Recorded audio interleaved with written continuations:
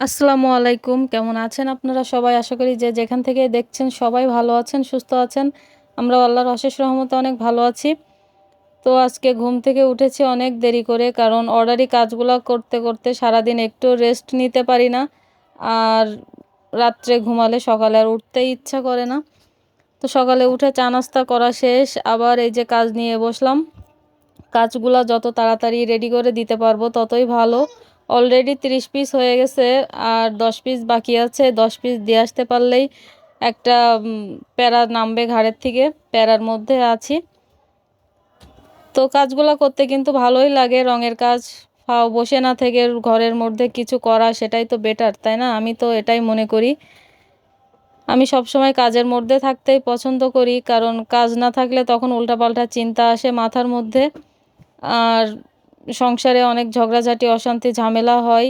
তো তার থেকেই ভালো কিছু কাজের মধ্যে থাকা। সেখান থেকে মনটাও ভালো থাকে, নিজের কিছু ইনকামও চলে আসে।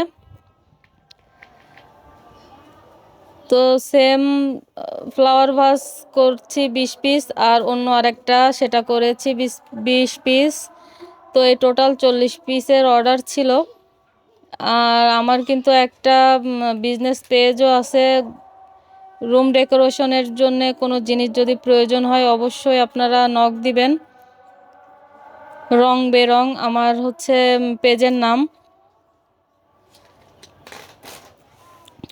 তো কোন কালারটার সাথে কোন কালারটা যাবে, কোন কালারের উপর কি কালার দিলে ডিজাইন করলে ভালো লাগবে, সেগুলো একটু মাথা ঘামাতে হয়। সব সময় মাথার মধ্যে সব কিছু আসতে চায় না, তারপরেও ট্রাই করি যে কষ্ট করে যেহেতু জিনিসটা করছি যেন সুন্দর লাগে। তো আমার কাজগুলো আপনাদের কাছে কেমন লাগে অবশ্যই আমাকে জানাবেন। আর ভালো লাগলে অবশ্যই একটা কমেন্ট করবেন। যারা ফেসবুক থেকে দেখছেন আমার পেজটা ফলো করে দিবেন, আমার পাশে থাকবেন। আর যারা ইউটিউব থেকে দেখছেন অবশ্যই আমার চ্যানেলটা সাবস্ক্রাইব করে দেবেন। তো কথা বলতে বলতে কিন্তু অনেকটা কাজই হয়ে এসেছে।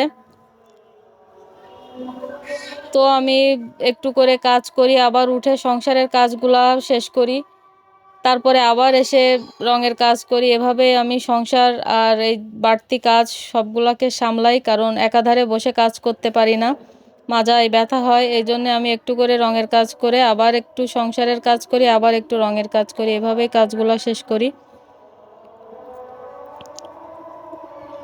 তো বাইরের ওয়েদারটাও ভালোই ছিল, কিন্তু রং করতে করতে দেখলাম যে বাইরের আকাশে অনেক মেঘ, বাতাস, ঝিরিঝিরি বৃষ্টিও হচ্ছিল। তো এই যে ডিজাইনটা, আমার নিচের ডিজাইনটা করা হয়ে গেল। তো কেমন লাগছে জানাবেন।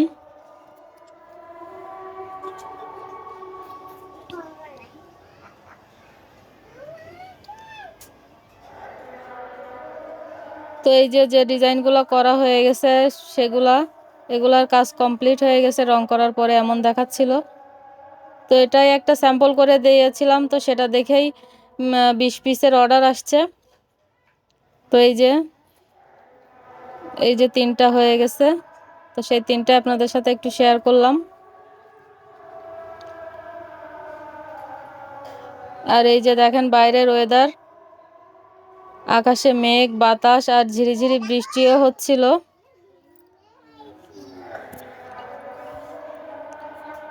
তো এরকম আবহাওয়া কিন্তু ভালোই লাগে, না গরম না ঠান্ডা, বেশ সুন্দর একটা আবহাওয়া। যদি বাইরে যেতে না লাগে, ঘরের মধ্যে বসে বসে এরকম দৃশ্য দেখতে কার না ভালো লাগে বলেন।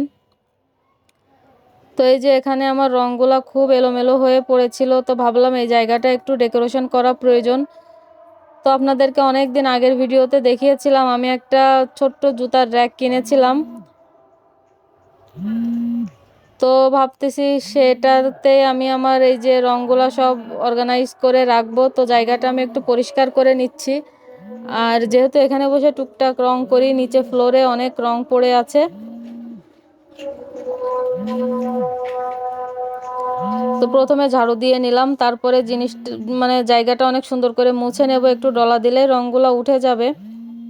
তো জায়গাটা পরিষ্কার করে আমি এই জায়গাটাই ডেকোরেশন করব, কারণ রংগুলো খুব এলোমেলো হয়ে পড়ে থাকে, বাচ্চারা নিয়ে টানাটানি করে।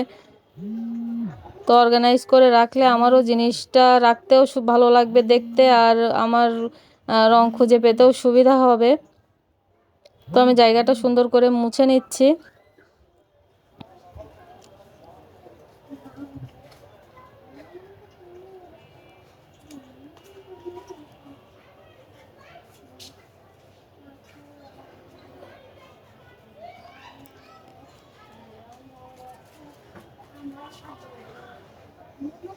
এই যে রংগুলো একটু ডলা দিলেই উঠে যাচ্ছে। আর এবার কার্পেটটা পেতে নেব। এখানে কার্পেটটার উপরে আমি হচ্ছে যে শেলফটা আছে আমার সেটা রাখবো। এখানে কার্পেটটা পেতে রাখলে দেখতে অনেক ভালো লাগে, আর এখানে বসে কাজ করতেও হয়তো ভালো লাগবে। তো এই যে আমার শেলফটা, তো এটা একটু নোংরা হয়ে আছে, এটা একটু পরিষ্কার করে নেব।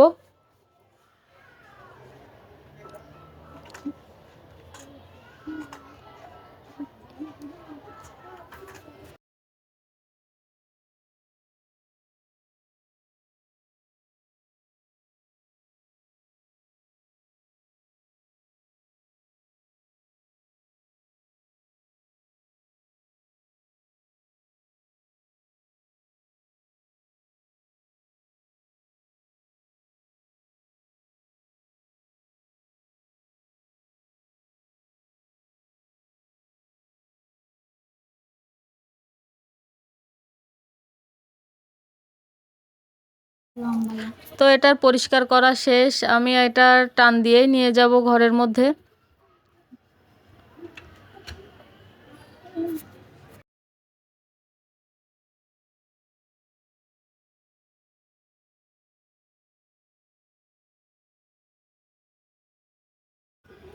তো এই যে এটা জায়গা মতো সেট করে দিয়েছি। এখন এর ভেতরে কিছু একটা পেতে তার উপরে আমি রঙগুলা রাখবো, যাতে জিনিসটার উপরে রং পড়লেও দাগ না লেগে থাকে।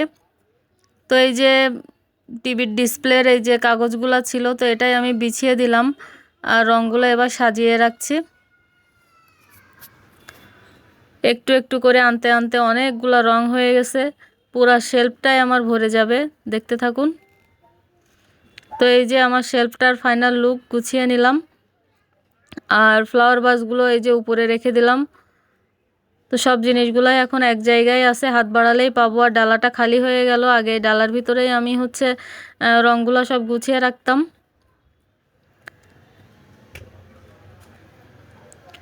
তো জিনিসটা কেমন হলো জানাবেন। তো এই যে ফাইনাল লুক।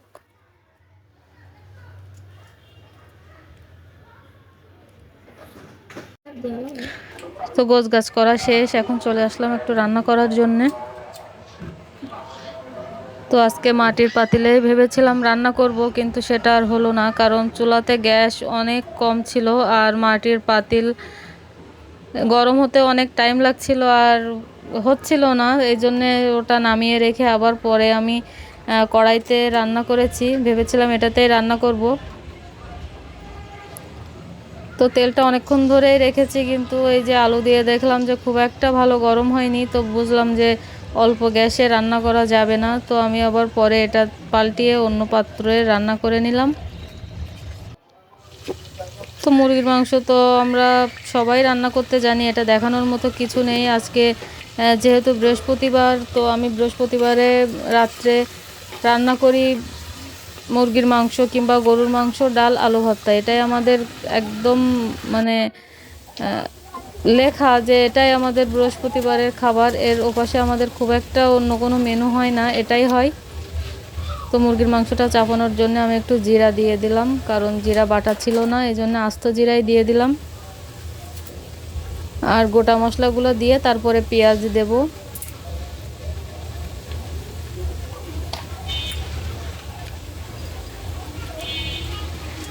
তো একটা সময় ছিল যখন রান্না করতে অনেক ভালো লাগতো, আর এখন রান্না করতে আমার খুব আলসেমি লাগে, রান্না করতে ভালোই লাগে না। মনে হয় কেউ যদি রান্না করে দিত তো অনেক ভালো হতো। আমার একটুও চুলার পাড়ে আসতে ইচ্ছা করে না। কার কার এমনটা হয় জানাবেন।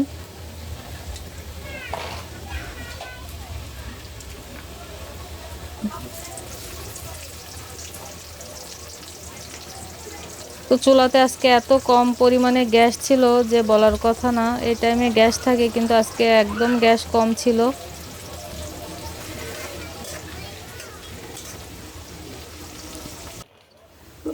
তো পেঁয়াজটা লাল করে আমি মশলা দিয়ে দিলাম। এখানে আদা আর রসুন বাটা ছিল, তো সেটাই দিয়ে দিলাম। আদা আমি সচরাচর খাই না, কিন্তু আগের দিন আদা নিয়ে আসছিলাম, তো অল্প একটু বেটে রেখেছি আর অল্প একটু আস্ত রেখেছি চা খাওয়ার জন্যে। তো মশলাটা অনেক সুন্দর করে কষিয়ে নিলাম আর মাংসটা দিয়ে দেব। তো যারা যেখান থেকে ভিডিওটা দেখছেন সবাইকে অসংখ্য ধন্যবাদ আমাকে সাপোর্ট করার জন্য। এভাবে আমাকে সাপোর্ট করবেন, ভালোবাসবেন, আর সবাই ভালো থাকবেন।